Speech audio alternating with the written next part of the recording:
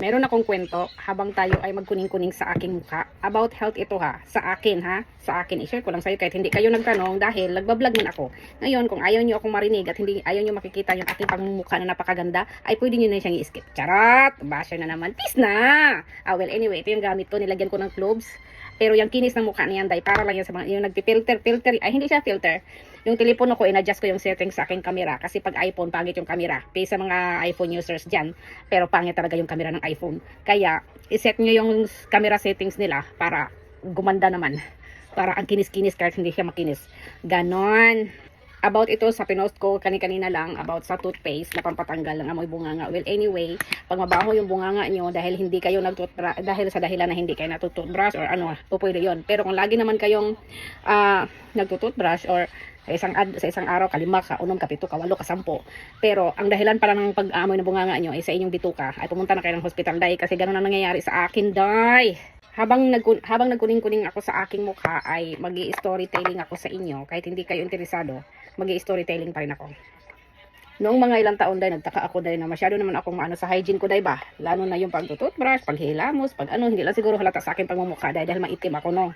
Tapos lagi din ako nagpupunta lang dentist dahil para magpalinis. Pero talagang isang araw lang nangangamoy na naman yung bibig ko dahil yun talaga ang totoo. Dahil pagkatapos nun dahil napansin ko talaga na sa aking jacket talaga yun ang dahilan. So umuwi ako ng Pilipinas, nakagastos ako ng grabing daan-daang lapaday. Nakagastos ako dahil yung isang ipin pala doon sa sa pinag-anuhan ko is 17K. So naka-discount ako ng konti. Tapos before pa yan nangyayari dahil umuwi ako ng Pilipinas, nagpapalit ako ng ipin dahil na hospital ako dito na emergency nang dahil sa aking bituka. Doon ko nalaman ang aking bituka pala ay meron na palang diferensya. Yun ang dahilan kung bakit kahit anong hygiene mo sa inyong bibig ay ay bumabaho pa rin siya nang dahil pala sa aking bituka yon. Kaya now I know yung mga may mga amoy doon sa bunganga, hindi yan lahat ay sa bunganga nila. Maswerte kayo kung hindi mabaho ang inyong mga bunganga at mga judgmental kayo marabang mga gwapa. Charot.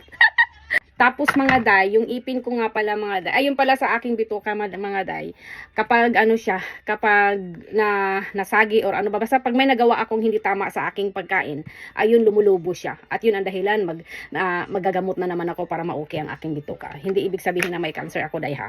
Kaya yun ang rason day bakit siya talaga bumabaho siya. Ganon. Kahit pa anong gawin yung toothpaste na makapangyarihan dyan, hindi talaga yan mawawala yung amoy ng inyong bunganga kung ang inyong bituka ay mayroong problema. Noon ang akala ko talaga sa bibig, sa ipin. No. Meron pala diyan sa ating bituka. And ako mismo ang magpapakatotoo niyan dahil ako mismo ay nangyari sa akin ganon. So may segue ako, itong damit ko, Fila, nabili ko sa Maego Lano del Norte sa Ukay. Sa Ukay ko binili day, 20 pesos lang yan day. Tapos day, ang akala ko talaga day ay sa jacket or sa ipin ko yon yung pangangamoy ng hindi pala day sa aking bituka day. Tapos umuwi pa ako ng Pilipinas day para magpaano ng ipin day. Tsaka syempre namimiss ko na rin yung mga tao doon day na aking mga palalab. Nung umuwi ako sa Pilipinas day para magpapalit ng ipin day, 6 na piraso ito day. Way back 20 years ago day, itong 6 na piraso day, porcelain siya day, na jacket day, is 15,000 lang talaga siya peso day, no? Pero nung pagbalik ko day, Diyos ko po day, alam mo ba kung magkano isa day? 17K day, ang isa. Kasi may mga pangalan ng mga, hindi na siya porcelain day, mga iba-iba na yung mga pangalan niya, meron siya mga zirconia, emax na to ka ekineme. Tapos maswerte ako kasi meron akong kapatid na napaka-beautiful girl. Tapos siya ang nag-ano sa akin na doon ka ni Dr. Geng. Pag may magtanong kayo sa akin kung saan ako nagpuntang dentist doon sa Manila. Tapos i-message ko kayo. Doon maganda pa yung doktor, maganda pa sila gumawa at saka ang babait nila ganun. So isang ipin 17K, so ang nagastos ko siya 6 na piraso. Hindi na natin isali yung mga pamasahin natin at kung ano-ano pa, basta kulang-kulang siya 80 day. So pag gusto niyo magandang ipin na fake nga lang siya, at least maganda. Kasi yung ipin ko day ba, nag-away sila day. Nag-away sila, pumasok yung iba, nasa labas yung iba, basta ganyan day, nag-away sila day ba, parang cross sila day. Pero pag umiti ka, di ba? Guwapa! Diba day? Diba ang ganda ng ipin ko, day? Fake yan, day. Kahit hindi na ka nagtanong, day. Kulang-kulang 80 yan, day. 80 pitot, day. Tapos, pinagawa ko kay, sa anong pangalan nun? Basta sa mura to siya. Maganda yung clinic niya, malinis, yung mga staff, mabait. And then, si ma'am din gumawa talaga sa akin, yung mismong may-ari talaga. And maganda, mabait. Kahit overtime na, ay alam mo ba yung inanuhan talaga ako niya ng time, ganon. Kahit Sunday, gumagawa siya, basta magpa-reserve ka lang.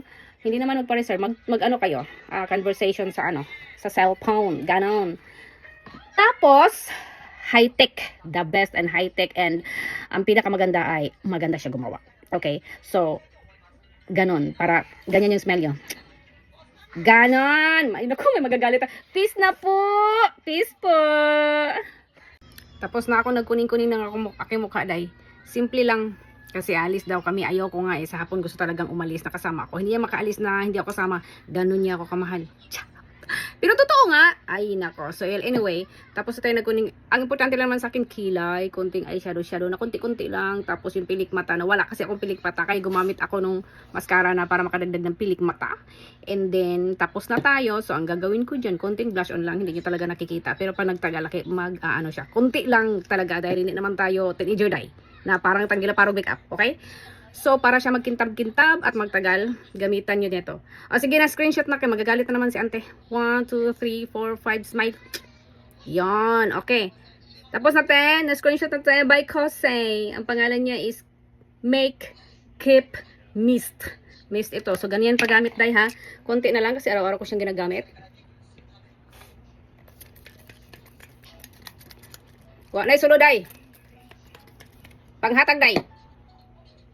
Oh, kumikintab-kintab siya pag nagtagal, tumatagal niyo ng iyong makeup. Ganon, bye!